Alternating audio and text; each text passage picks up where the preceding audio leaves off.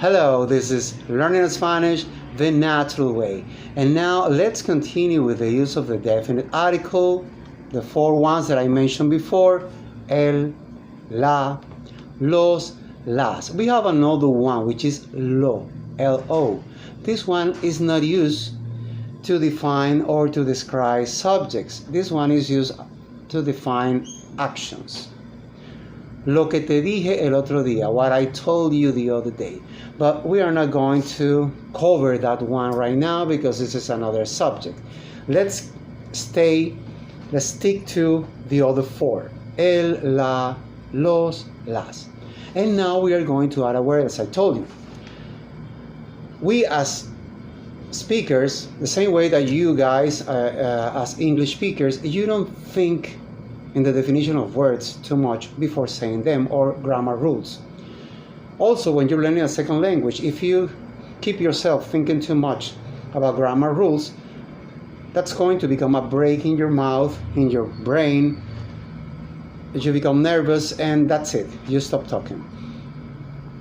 We need to, of course, we need to understand grammar, because grammar is the key to understand those structures that doesn't exist in our language. Those phrases that you can translate word by word. For example, mi nombre es Pedro, my name is Pedro. You don't need to understand any grammar in these two.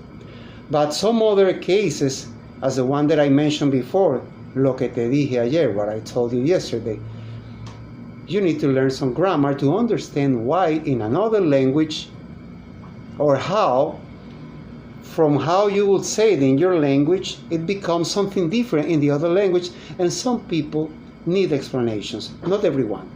So we can learn, absorb this new language only by repetition, getting the input, which is the natural way, as you learn your mother language, as I learned Spanish. And now we are going to keep learning Spanish. So remember, these words, the second word, if I say la casa, casa is a feminine word because of the position of vowels and the vowels in it. Remember, you don't need to keep thinking, is it feminine, is it masculine? You just need to remember that casa, if it's singular, la casa. If it is plural, las casas. This is when we are talking about the definite article, which in most of the cases refers to a definite situation, or in this case to a definite subject, meaning that it's not a general subject. It's not a house, a random house. It's the house that I told you. Okay. La casa es muy grande y acogedora. La comida está deliciosa. El pollo está delicioso. With that part, I wanted to show you something else. I'm trying to give you more and more for you to think about. In this case, those words that we use to describe the items, for example, comida deliciosa. Deliciosa is what we call in grammar an adjective. Adjectives are used to describe, to make a difference between one subject and the other. This food is delicious and the other one was awful. Okay? It was bitter, for example.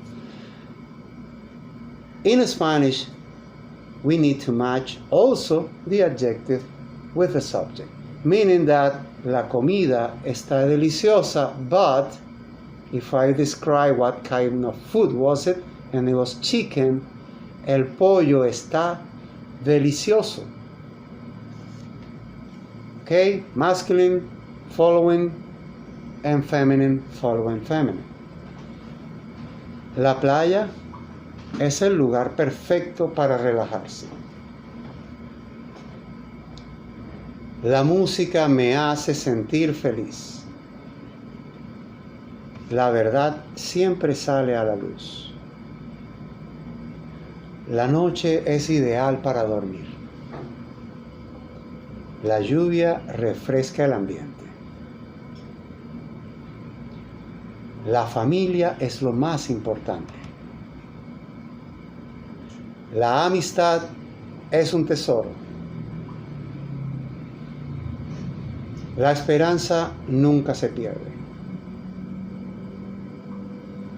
La historia se repite. And now some masculine words. El sol brilla intensamente hoy. El café me despierta por las mañanas. El aroma del café me despierta por las mañanas. El libro que estoy leyendo es muy interesante. El cielo está lleno de estrellas hoy. El trabajo es necesario para vivir. El amor lo conquista todo. El perro es el mejor amigo del hombre. El éxito requiere esfuerzo. El cambio es inevitable. El futuro es incierto. Perfect. But if you want your future not to be uncertain, you need to keep studying. Let me tell you something. When you really want to learn something new, you need to be involved with it. You need to deepen it. You need to dive in it. What I'm trying to tell you is, you really want to learn Spanish, please watch movies in Spanish. Listen to songs in Spanish. Be involved. Be surrounded by Spanish as much as you can, even though you don't understand, because your brain, your ears, your listening comprehension is going to be moving without you needing to be conscious of that. And once you start understanding the meaning of words, what you were doing before, meaning when you were listening to music that you didn't understand, when you were watching movies that you didn't fully understand, this is going to start making sense. So see you in another one of Learning Spanish the Natural Way. Thank you.